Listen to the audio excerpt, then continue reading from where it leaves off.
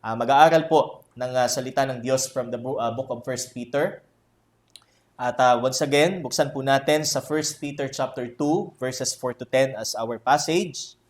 At ito po ang pangwalo na bahagi, or this is the 8th part ng ating pong message about the privileges of God's people, or the spiritual privileges of God's people. Okay, so tayo po muna ay magsitayo muli para po sa pagbasa, mga kapatid. 1 Peter chapter 2 verses 4 to 10. As you come to him, a living stone rejected by men, but in the sight of God chosen and precious, you yourselves, like living stones, are being built up as a spiritual house to be a holy priesthood, to offer spiritual sacrifices acceptable to God through Jesus Christ. For it stands in Scripture, Behold, I am laying in Zion a stone, a cornerstone chosen and precious, and whoever believes in him will not be put to shame. So the honor is for you who believe, but for those who do not believe, the stone that the builders rejected has become the cornerstone, and a stone of stumbling and a rock of offense. They stumbled because they disobeyed the word as they were destined to do. But you are a chosen race, a royal priesthood, a holy nation, a people for his own possession, that you may proclaim the excellencies of him who called you out of darkness into his marvelous light. Once you were not a people, but now you are God's people. Once you had not received mercy, but now you have received mercy. Sa Diyos po ang kapurihan. Tayo po'y manalangin. Muli po, O Diyos, salamat po sa umagang ito. Napakapalad ng isang mananampalataya. At patuloy po namin tamasahin at alalahanin ang mga pribilehiyo at mga pagpapala na kaakibat ng aming pong tinamong kaligtasan mula sa iyo, Panginoon. O Diyos, ikaw pong manguna sa lahat ng ito, sa mensahe, sa inyo pong tagapagsalita. Patuloy niyo pong ibaba at itago sa likod ng inyo pong kabanalan ang tagapagsalita na inyo pong gagamitin. Patuloy lamang na ang karangalan at ang kapurihan ay sa iyo po lamang, Panginoon. At ang bawat katotohanang mapupulot po namin, mapapakinggan, ay hindi po namin alisin sa amin pong isipan, hindi po namin kaligtaan o kalimutan sa amin pong mga isipan. Patuloy po namin ipamuhay, O Diyos, ang banal na salita na inyo pong ihahayag sa amin. Sa iyo po ang kapurihan sa pangalan ng iyong anak na si Jesus. Amen at amen. Makakaupo na po tayong muli, mga kapatid. So, the spiritual privileges of God's people, once again, ano po, ang ating pong mensahe. At meron po tayong 10 pribilehiyo na pag-aaralan. So, nauna na po natin na pag-aaralan ang 5 sa 10 pong ito. So, ang ating pong first privilege is that we have our union with Christ. So, number 1 is the privilege of union with Christ. So, tayo po ay pinag-isa sa ating Panginoon. Not because of our church membership, hindi dahil tayo ay kaanib ng iglesyang ito, no, ng local church, hindi dahil tayo po ay lumipat lamang ng simbahan o ng relihiyon na ating pong kinagisnan, kinamulatan, kundi from that kind of belief or from that kind of practice, so tayo po ay dinala sa ating Panginoong Jesus. So, hindi po siya categorically as a new form of religion or a new form of belief. Ano po? But ito po ang way, ito po ang kaparaanan upang ang isang tao ay makapasok sa kaharian ng langit. So, kailangan po nating magkaroon ng pakikipag-isa sa ating Panginoon sa pamamagitan ng pananampalataya. Pangalawa is the privilege of protection or security in Christ. So, sabi po dito sa verse 6, whoever believes in Him will not be put to shame. So, sino mang mananampalataya kay Kristo ay hindi mapapahiya. Hindi mapapahiya ang sino mang magpapatuloy sa paglilingkod sa Panginoon. Ano mang kahamon ang kanyang harapin, ano mang pagsubok ang kanyang pagdaanan, sino mang tao ang kanyang makaharap, hindi siya mapapahiya basta't siya'y titindig para kay Kristo. Okay? So yan po ang ating paninindigan, mga kapatid. Handa pa tayong tumindig para kay Kristo. Amen. Kahit sino ang kaharap natin, kahit ang mga taong ito ay may posisyon sa mundong ito, kahit ang mga taong ito ay mas may pinag-aralan, kung pamantayan po ng may pinag-aralan ang pag-uusapan, kumpara po sa atin. But ang ating pinoproklama, ang ating pong pinapangaral, ay walang iba kundi ang napako sa krus na manunubos na tagapagligtas. At ito ay walang iba kundi ang ating Panginoon. Ang pangatlo ho natin is the privilege of affection for Christ. So hindi ho tayo sumasamba sa umagang ito bilang isang aktibidad o bilang isang kaugalian, kundi ito po ay pagpapakita ng ating pag-ibig sa Panginoon in return sa pag-ibig na una niyang ipinadama sa atin. So it's also our privilege to show our love sa Panginoon sa pamamagitan ng ating paglilingkod.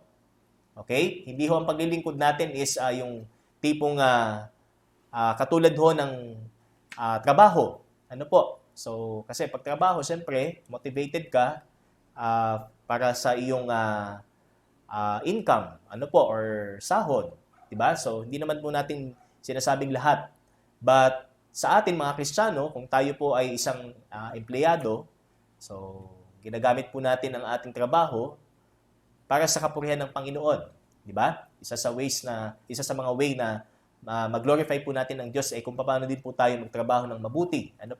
At kung paano po natin tratuhin ang ating mga kasama sa trabaho, ang mga mas nakatataas sa atin. But may mga tao na kung saan tinuturing po ang church na trabaho sa motibong hindi ho ayon sa kalooban ng Diyos. But for us, para sa atin, ang gawain ito ay hindi lamang po isang occupation, ito ho ay vitally, talagang kapag wala ho ito, hindi tayo buhay. Hindi tayo mabubuhay, hindi tayo magsusurvive sa ating buhay pananampalataya pag hindi ho natin ginawa ang paglilingkod na ito para sa Kanya. So that is the affection for Christ. Next is the privilege of election. So this is the fourth. Ito po yung ating pinag-aralan po ng Sunday. And that in verse 9, nasabi po dito, but you are a chosen race. So tayo po ay piniling lahi. Bagamat ang term na ginamit po dito ni Apostol Pedro ay mula po sa Old Testament, mula po sa mga Israelites. Kasi ito po ay sinabi ng Panginoon sa aklat po ng Exodus para po sa mga Israelita. At kanya na po itong ginamit in reference sa iglesia o sa church. So sabi niya, but you are a chosen race. So that is the privilege of election by Christ. And this election is not meant for human pride. So, hindi po para ipagmataas ng tao, ipagmalaki ng tao na siya'y pinili ng Panginoon. Kaya kahit anong gawin niya sa buhay niya, it doesn't matter. Basta paniniwala niya siya'y pinili ng Panginoon. But instead, ang sabi po ng Biblia, this teaching crushes human pride. Ito ang dumudurog sa kahambugan ng tao sapagkat wala sa kanyang kaligtasan o wala sa kanya ang dahilan upang siya'y maging isang mananampalataya. So kumbaga walang bahagi niya. Wala siyang bahagi sa kanyang kaligtasan at ito ay lahat ay sa Diyos. And next is it exalts God. Ito ho ay nagbibigay ng pagtataas sa Diyos, hindi sa pagtataas sa tao.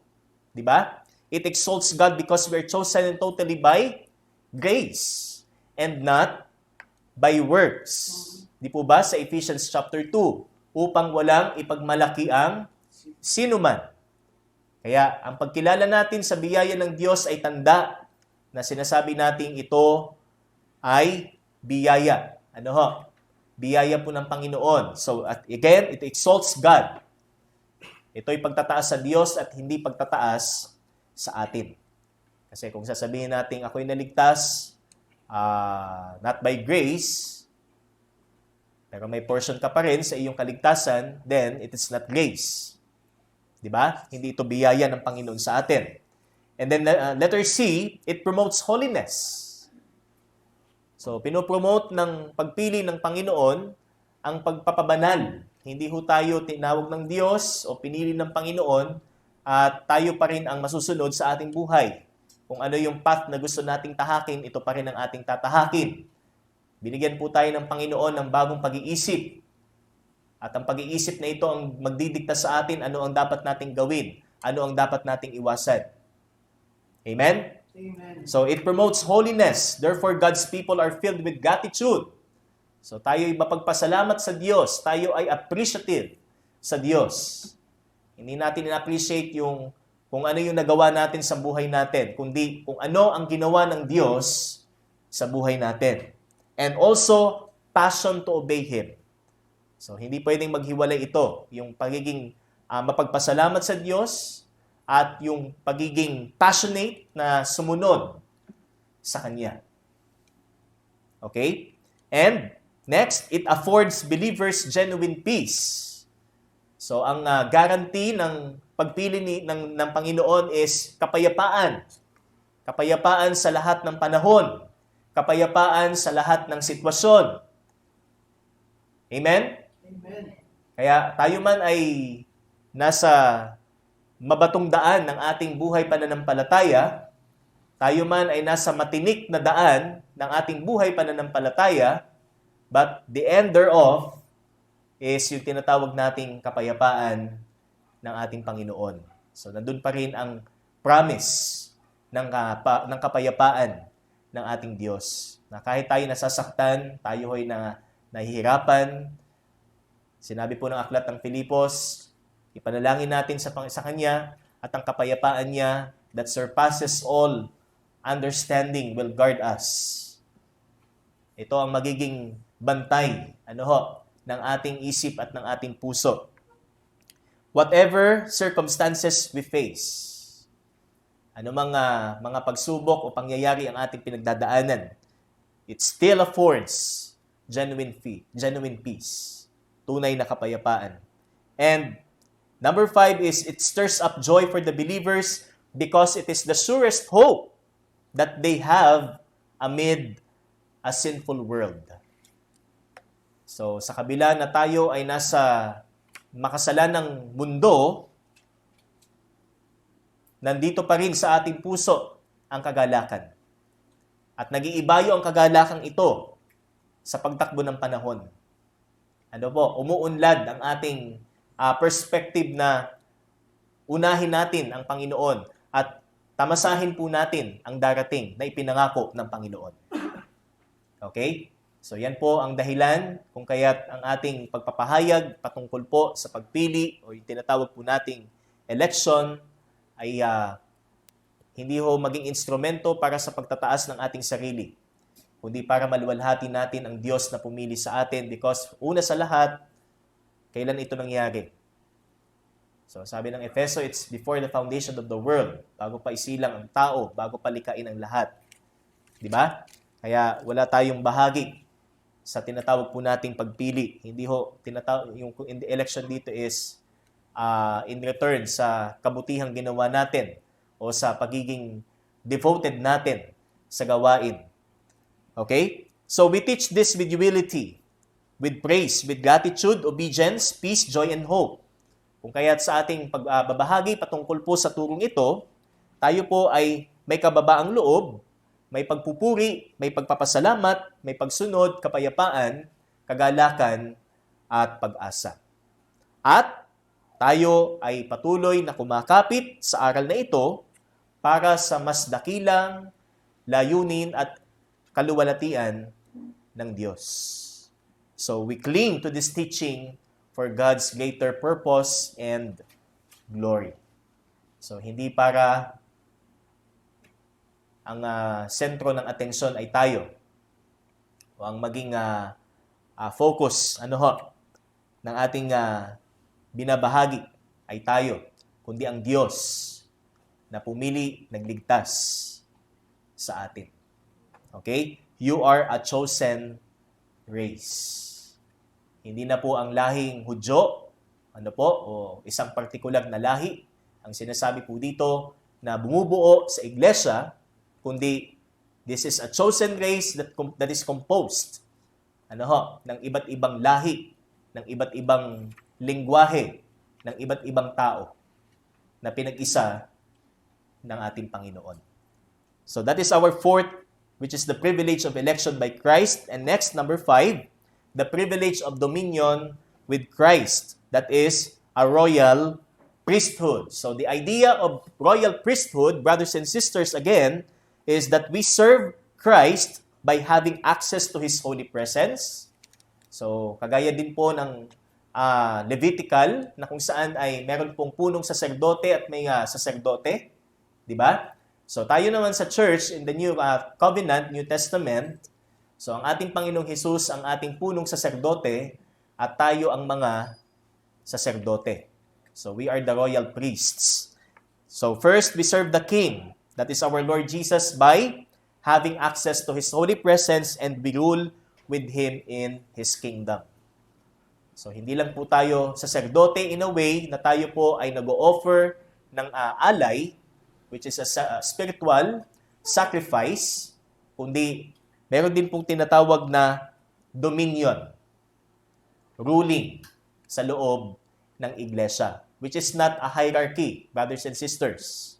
Hindi po ibig sabihin a hierarchy of men, but this is a monarchy from heaven.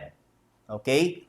Again, it is not a hierarchy. The church is not a hierarchy of unbelieving men of religion, but it is a monarchy of believing men who are privileged to serve the King of kings and rule in His kingdom.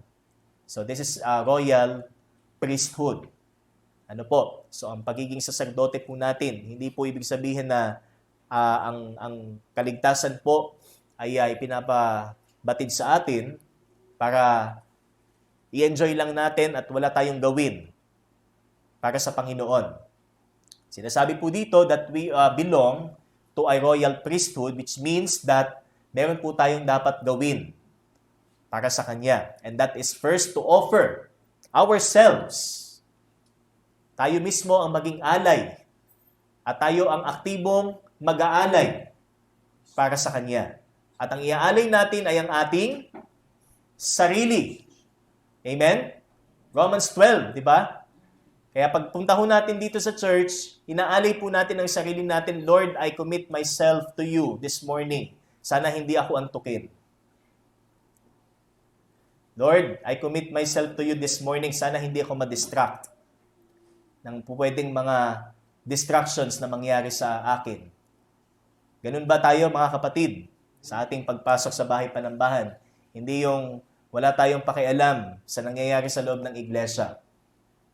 Nandito lang tayo para, sabi nga, nangyayari sa simbahan, pag-usapan ng buhay-buhay ng tao, pag-usapan ng mga nangyayari sa mundo, pero hindi ho mag-aral ng salita ng Diyos. So, of course, that is against the will of God. Labag yan sa kalooban ng Diyos. So, narito po tayo para patuloy na pakanin ang salita at patuloy tayong turuan ng Panginoon how. Diba? Paano tayo magpapatuloy sa buhay bilang isang mananampalataya. So, having been blessed and privileged with the first 5.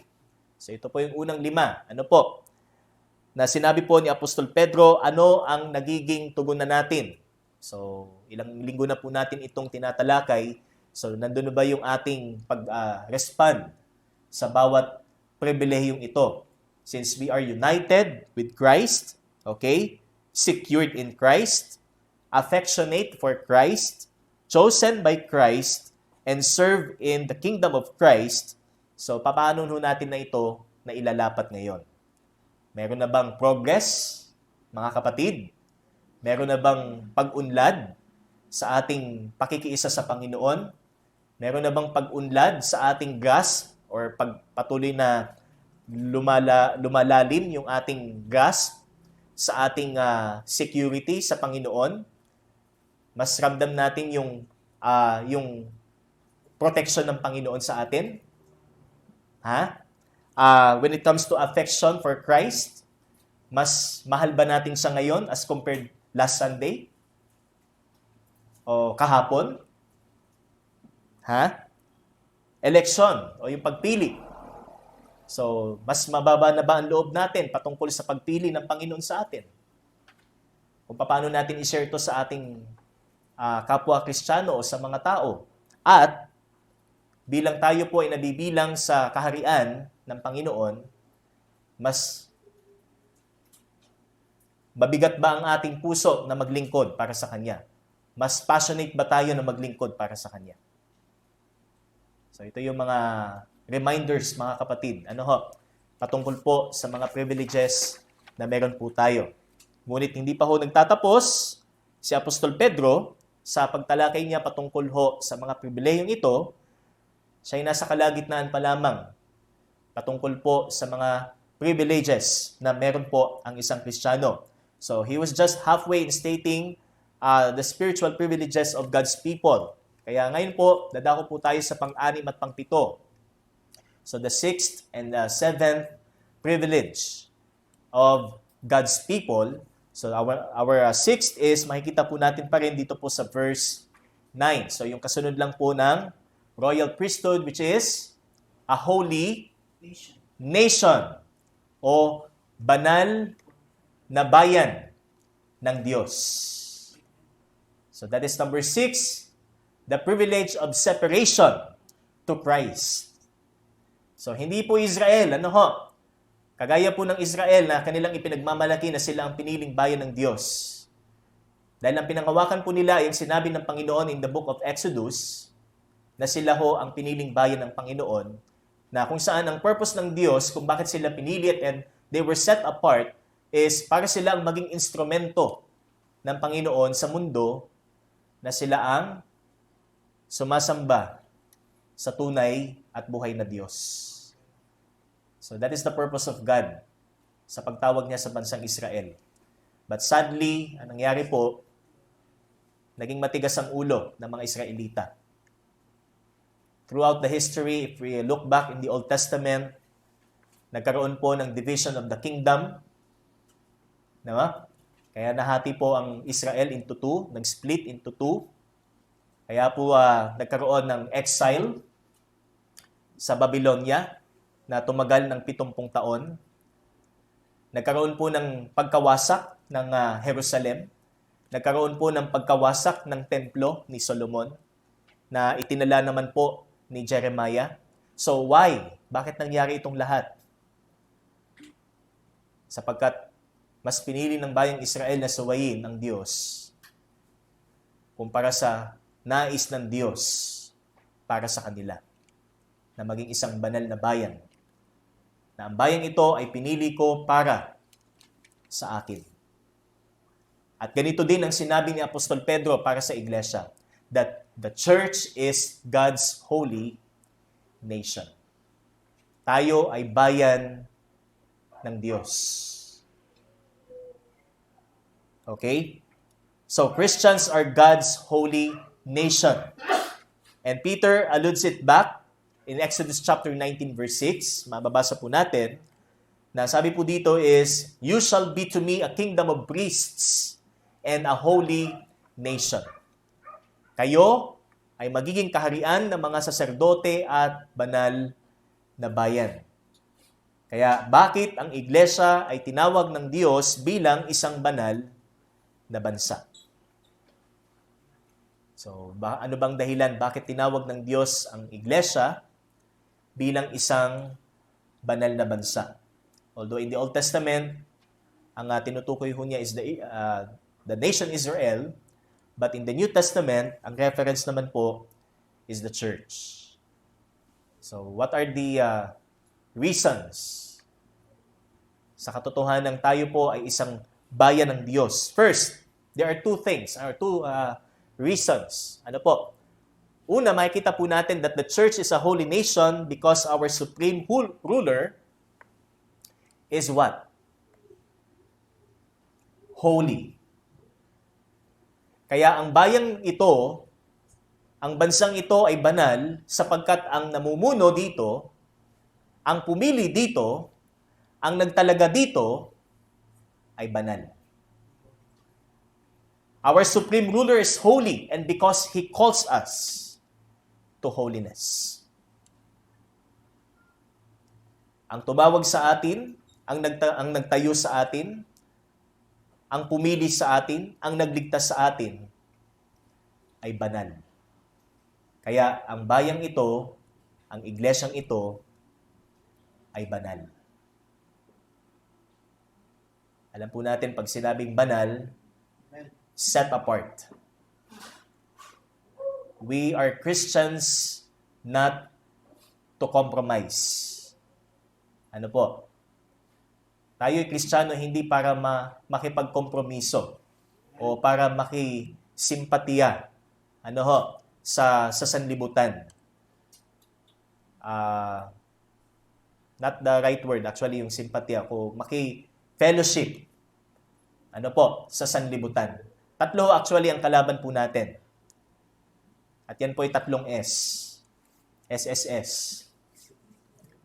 Sarili, sanlibutan, at si Satanas. Okay? 3 po ang kalaban natin. Number 1 is sarili natin.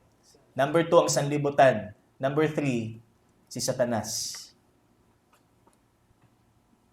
Kaya hindi po tayo Kristiyano para kompromiso tayo sa sarili natin, sa sanlibutan, at kay Satanas. Remember, in James chapter 4, ano po sabi doon? Friendship with the world is enmity towards God. We declare war against God if tayo'y patuloy na nakikipagkaibigan o nakikiisa sa mundo. So, ang tinutukoy pong mundo doon is the system, the evil world system. Evil, which is, alam naman natin kung kanino po ito nagmumula. Okay? That's why, again, the church is a holy nation because our supreme ruler is holy and because He calls us to holiness. Tayo'y tinawag para sa kabanalan. Yamang ang tumawag sa atin ay banal na Diyos. And holiness is an intrinsic attribute of God's character. When we say holiness, ito ho ay likas sa Diyos. Okay? Pag sinabi po nating intrinsic is talagang ito ho ay likas. Hindi po ito nasa labas, which means extrinsic. Galing sa labas. When we say intrinsic, ito ay nagmumula mismo sa Diyos. Okay? That is an intrinsic attribute of God's character. Yung kanyang pagka-Diyos. So, kasi pag sinabi nating character in reference sa tao is yung pagkatao natin. Pero pag sinabi nating God's character is yung pagka-Diyos. Ano po? At dahil siya po ang ating sovereign leader, ang kanyang holy character, God's holy character ought to manifest in our devotion to Him as a church. Dahil siya ho ay leader na sovereign, sabi dito, at banal na Diyos, kinakailangan ng kanyang holy character po ay makita sa atin. Sapagkat tayo kanyang bayan. Tayo ho ay kanyang mamamayan. So, kapag sinabi po nating bansa, of course, meron po tayong tinatawag na citizens. Tayo ba ay citizens ng kaharian ng Diyos? Mga kapatid. So, tayo po, sabi dito, since we belong to the holy nation of God, tayo po ay tinatawag po na citizens of the kingdom of God. Okay? So, sabi po dito sa Ephesians chapter 5, sa Ephesians chapter 5, mababasa po natin. Okay, sabi po dito, verse 26.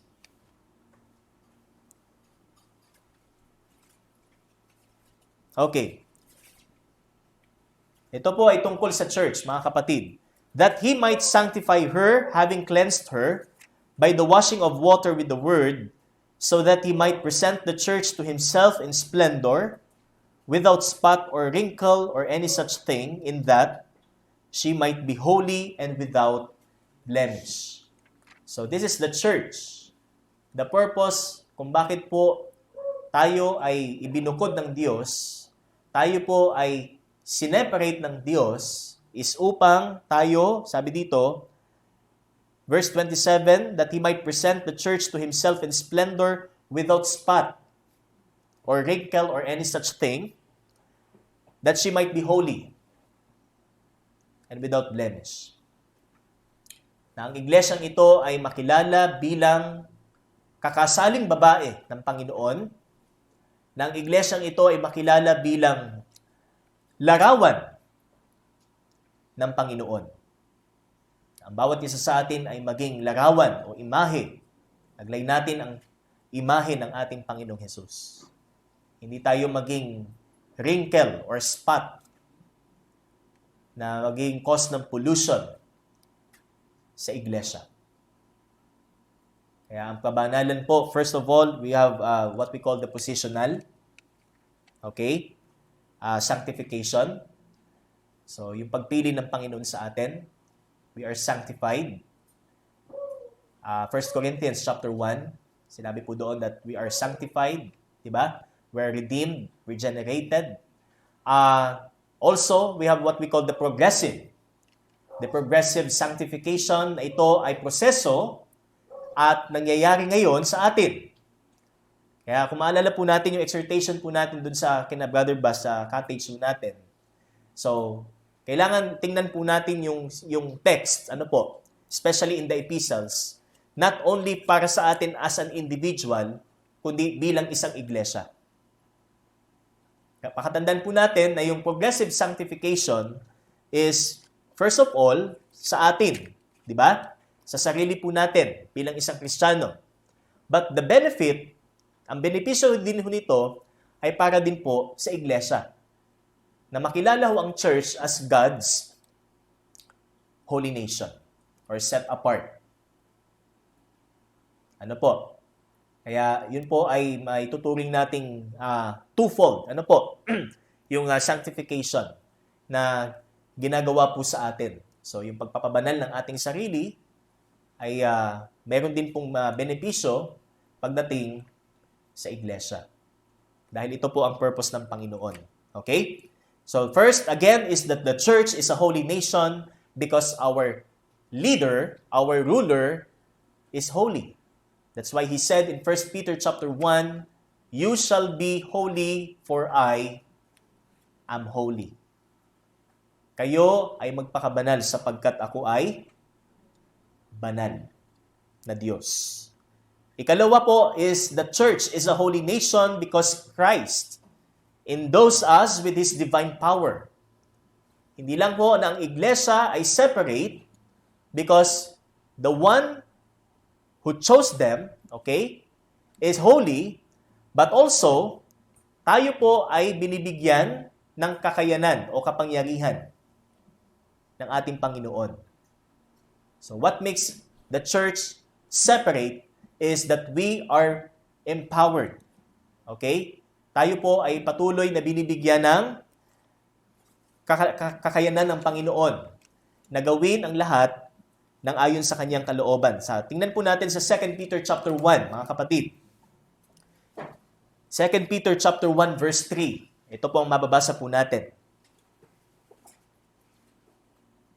His divine power has granted to us all things that pertain to life and godliness, through the knowledge of Him who called us to His own glory and excellence, by which He has granted to us His precious and very great promises, so that through them you may become partakers of the divine nature, having escaped from the corruption that is in the world because of sinful desire.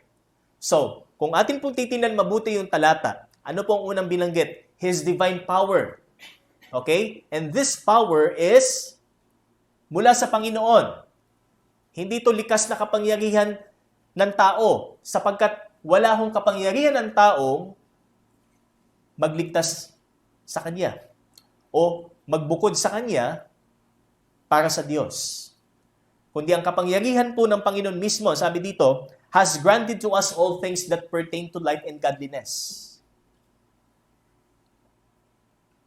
Para tayo ay maging instrumento ng kapurihan ng Panginoon sa buhay, at sabi dito, in godliness, sa pamamagitan ng ating knowledge of Him, through the knowledge of Him who called us to His own glory and excellence. And in verse 4, by which He has granted to us His precious and very great promises. So these are the promises mula pa lamang sa lumang tipan at hanggang dito ho sa bagong tipan, makikita ho natin. These are the very great and precious promises that through them, you may become partakers of the divine nature. So what does it mean? That we may become the partakers of the divine nature through this divine power, or by His divine power. Taglay po natin ang tinatawag po na buhay na ibinukod, which is a sanctified life. At ito po ang kahulugan, tinatawag po nating partaker of a divine nature. So we are granted with all things that pertain to life and godliness. Thus, we can pursue a sanctified way of life so that our sanctification will progress. Sabi dito, umunlad tayo sa ating pagpapabanal, hindi dahil sa sarili natin, kundi dahil sa kapangyarihan ng Panginoon.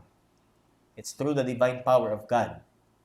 And because the one who chose us, the one who set us apart, is Holy God, Diyos na banal.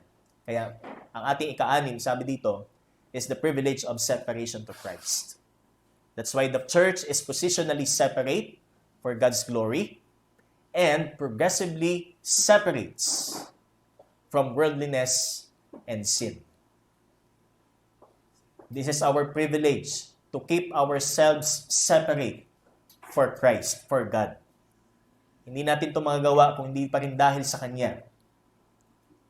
Mga kapatid, hindi ibig sabihin yung separate dito ay katulad ng mga Pariseyo. Kasi sila ay mga separatists. Kasi ang ibig sabihin po ng Pariseyo is separatists. Okay? Hindi sa ganung pamamaraan po ang nais ng Diyos na makilala tayo. Kundi maging separate po tayo, ang iglesyang ito ay maging separate para sa Diyos. Para sa katuwiran. Para sa kabanalan. Hindi para makipagkompromiso, hindi para sabi dito, makipagkamay, sama-sama. So, hindi po yun ang nais ng Panginoon sa atin. Okay? So, tayo ba mga kapatid ay ibinukod para sa Panginoon?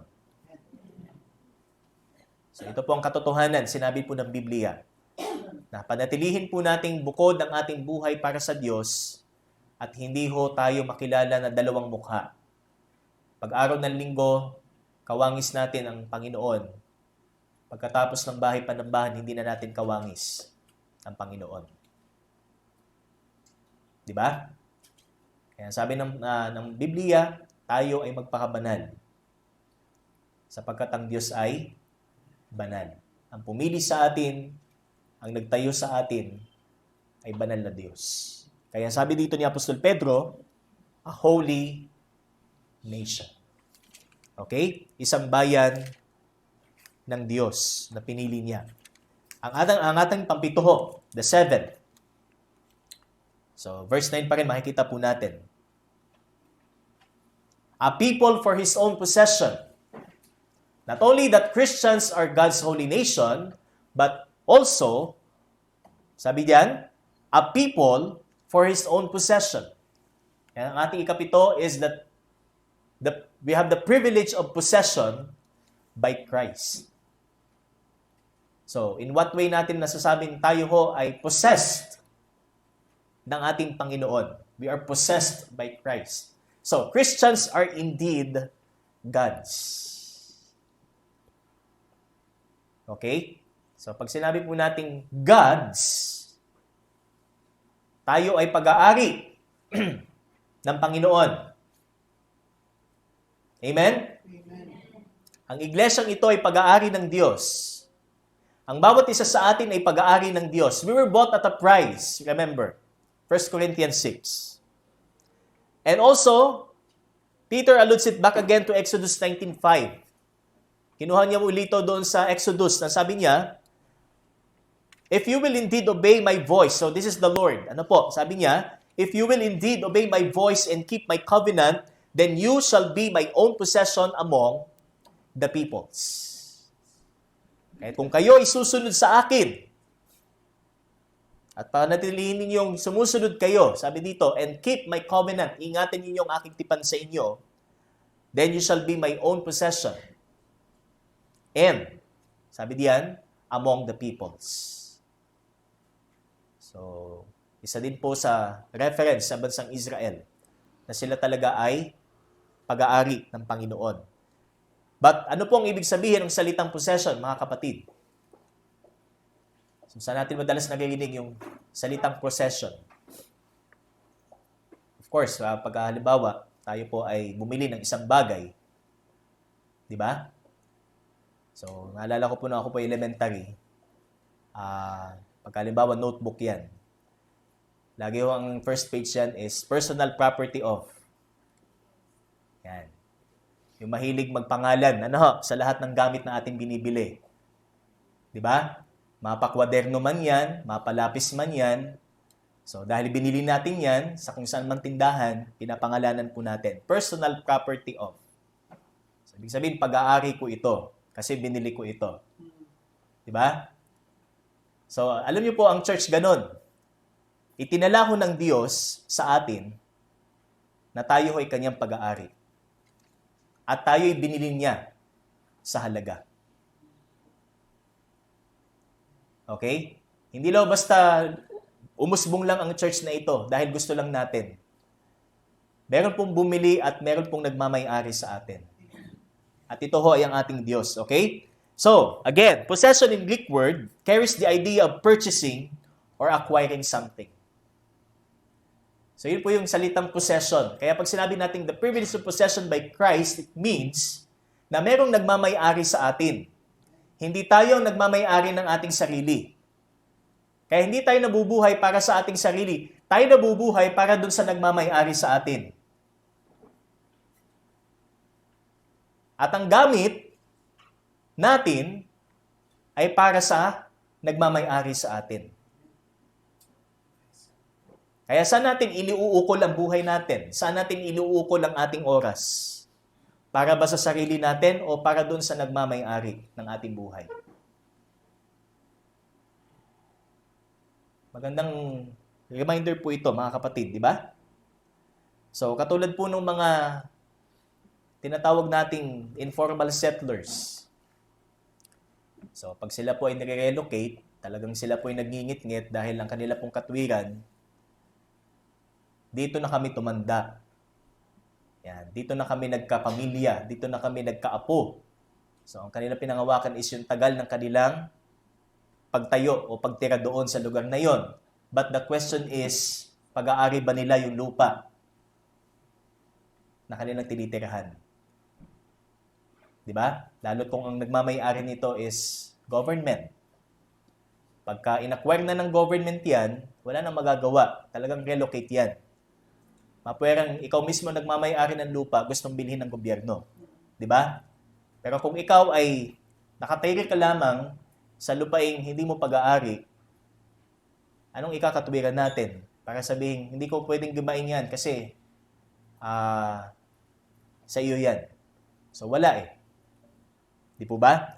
Kaya sa atin, so hindi tayo naging church na nakikitirik lamang. Ano po? Or sabihin natin, hindi natin alam yung ground kung atin ba o hindi. So, meron pong nagmamay-ari sa atin. Di ba? At ito po ay ang Diyos mismo. Okay. In what way po natin nasabi na tayo po'y pag-aari ng Diyos? Tingnan po natin sa Ephesians 1, mga kapatid. Verse 14. Okay, verse 14, mula po sa verse 13 akin pong babasahin. Sabi po dito, In Him you also, when you heard the word of truth, the gospel of your salvation, and believe in Him, were sealed with the promised Holy Spirit, who is the guarantee of our inheritance until we acquire possession of it to the praise of His glory. So, first, we are sealed with the Holy Spirit. Tayo po'y sinelyuhan ng Santong Espiritu na siyang tanda ng pag-aari sa atin, o tanda na tayo ay pagmamay-ari ng Diyos. Di po ba? Kaya ibinigay niya, ipinangako niya ang Santong Espiritu sa iglesia. Sabi ng Panginoong Hesus, di po ba, sa aklat ng Juan, siya ang magiging helper ninyo. Pero hindi lang po yun ang ministry ng Banal na Espiritu sa atin. Siya ang ating tanda. Siya ang tatak ng ating kaligtasan. Na tayo ay pagmamay-ari ng Diyos. Kaya mga kapatid, isa pa lang ho yan sa maraming katotohanan at dahilan para hindi tayo mangamba sa ating kinatatayuan ngayon. Para hindi tayo mag-alinlangan sa ating ginagalawan ngayon. Ngayong tayo ay isa ng Kristiyano. Ngayong tayo na ay naglilingkod sa ating Panginoong Hesus na nabuhay muli mula sa mga patay. Nasa atin ang banal na Espiritu. Sinabi po ng talata, siya ang katibayan ng ating pagiging pagmamay-ari ng Diyos. So ito yung sinabi na personal property of. Okay? Kagaya ng ating example kanina. Ito ang sinabi ng Panginoon, akin ka. That is the Holy Spirit. Kaya mga kapatid, napakapalad po natin. Hindi ho tayo, sabi nga, sa paglilingkod natin sa Diyos, hindi ho tayo half-heart in a way na parang, sino ba ito? Di ba? Para bang hindi natin alam kung saan patutungo yung ating buhay o yung ating ginagawa. Ngayon, na tayo ay nasa Panginoon na, may kaliwanagan at direksyon ang ating ginagawa. May katiyakan ang bawat bagay na ginagawa natin para sa Kanya. Dahil nasa atin ang Santong Espiritu. Amen? So, we are sealed by the Holy Spirit, and that is the sign of God's ownership. Tayo ay pagmamay-ari ng Diyos. So, imagine lang natin, tinatakan ho tayo ng Panginoon, kagaya ng pagtatatak na ginagawa natin sa mga bagay na binibili natin. So, yun po yung illustration po dyan. Next, Christians are bought for a price. Tayo'y binili sa halaga. At ang halaga'y walang iba kundi ang Panginoon. We are bought for a price and the price was Jesus Christ. Hindi ho basta-basta ang pagbili na ginawa sa atin. Kung tayo halimbawa, bibili tayo ng gusto nating bilhin at susulatan natin na ito'y ating pagmamay-ari. Di ba? For a cost, sabi nga, let's say 100 pesos or 200 pesos. But the price, ang halaga po, upang tayo ay maging pagmamay-ari ng Diyos, sasabi dito, ay ang kanyang anak, ang Panginoong Hesus. So, ang sabi po ng Titus 2:14, Jesus Christ gave Himself for us and to redeem us from all lawlessness and to purify for Himself a people for His own possession, who are zealous for good works. Christ redeemed us, gave Himself for us from all lawlessness. Mula sa katampalasanan. Tama ba yun? O yung pagiging tampalasan ho natin, yung pagiging masuwayin ho natin, yung pagiging rebelde natin, yung pagiging makasalanan ho natin, ibinigay niya ang kanyang sarili para sa atin. At muli niya tayong binili, sabi doon, redeem, as a ransom. Okay? And to purify for Himself. Padalisayin niya ang kanyang mga tinubos. Kaya sumasailalim po sa pagpapadalisay ang isang Kristiyano. Hindi maaaring hindi. Dahil yan po ang purpose ng pagbili ho sa atin. O ng pagtutubos ho sa atin. Okay? To purify for Himself a people for His own possession. Of course, this is the church, ang iglesia, who are zealous for good works. Kaya kung sino man ang mas dapat makilala na gumagawa ng mabuti, talagang masipag sa paggawa ng mabuti, ito'y walang iba kundi ang mga taong tinubos ng Panginoon. Ito ang mga taong binili ng kanyang dugo. Hindi ho mga taong sincere lang na tumulong o mga taong may kakayanan lamang na tumulong, kundi ang mga taong tumanggap ng pagliligtas ng Panginoon. That's why Christians are bought for a price. Alalahanin po natin ang halaga na ibinayad para sa ating pagiging iglesia o pagiging bahagi ng iglesia. Kaya sabi dito, a people for His own possession. It's very emphatic actually. Sinabing His own possession. Hindi lang sinabing His possession, but His own. Ibig sabihin talagang walang ibang magmamay-ari kundi ang Diyos. Hindi natin pwedeng sabihin ang Diyos at. Okay? May kahati ang Diyos sa pagmamay-ari ng iglesia. Ang iglesia ay sa Diyos lamang. Kaya sabi dito, His own possession. Amen? Kaya ituring natin ang ating paglilingkod sa Diyos. Talagang pinatunayan po ng Biblia na tayo ay pagmamay-ari niya. Ano po? At hindi lang po tayo pagmamay-ari, kundi tayo po ay ibinukod para sa Kanya. We are separated to Christ and we are possessed by Christ. Pagmamay-ari tayo ng Panginoon, kung kaya tayo po ay maglingkod ng may pusong punong-puno ng galak at tuwa. Ano po? Kahit maraming kaguluhan sa paligid, kahit maraming distractions sa paligid, kahit maraming nakakainis na bagay o tao sa paligid, mas alalahanin natin kung gaano tayo ka-privileged at kung gaano tayo kapalad na tayo isang Kristiyano. Okay?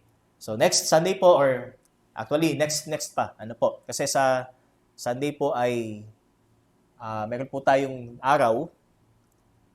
So Mother's Day po next Sunday. Kaya tutuloy po natin to the other Sunday. Ano po? Itong ating series. Okay? So this, once again,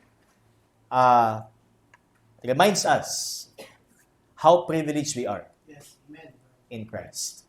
Tayo po'y manalangin. Aming Diyos, marami pong salamat. Tunay po na napakapalad ng bawat isa. Tunay po na mapagbiyaya po ninyo sa amin. Pinaalala niyo po sa pamamagitan ng inyong salita na kami po ay binukod ninyo para sa iyo, kung kaya't ang aming buhay ay maging instrumento para sa iyo. At ipinapaalala din po ninyo sa amin na kami inyo pong pag-aari, kung kaya't kami po ay umakto at mamuhay bilang inyo pong pagmamay-ari at hindi pagmamay-ari ng sino man, lalo na ng sanlibutang ito, Panginoon. Kaya salamat po, Ama, sa lahat ng ito. Patuloy niyo po kaming turuan sa bawat araw pang lilipas sa mga bagay na ito at patuloy na paghahayag ng mga kagilagilalas na katotohanan mula po sa iyo, Panginoon. Purihin ka sa pangalan ng iyong anak na si Jesus. Amen at amen. Okay, purihin po ang ating Panginoon. So, ngayon po,